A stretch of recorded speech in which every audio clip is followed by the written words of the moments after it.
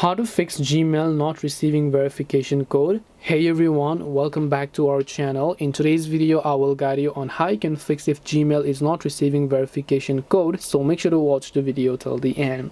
So if the Gmail application is not being able to receive verification code, there are many ways that you can fix. First of all, it depends upon from which app you're trying to send a verification code. Try to also send an email from your friend's email and see if you receive that email. Now also make sure your internet connection is working just fine, and make sure that you're also receiving emails, because if you are not receiving emails at all, the problem is not with the Gmail app or something like that. The problem is because your Google account storage is full. Because your Gmail is stored in your Google account, your Google account is filled with your Google contacts, your Google photos, your Google emails. All of them occupy the space, and by default Google is going to provide a 15 gigabytes by default, which if it becomes full, you will not be able to do anything related to Google, because there will not be storage to keep it.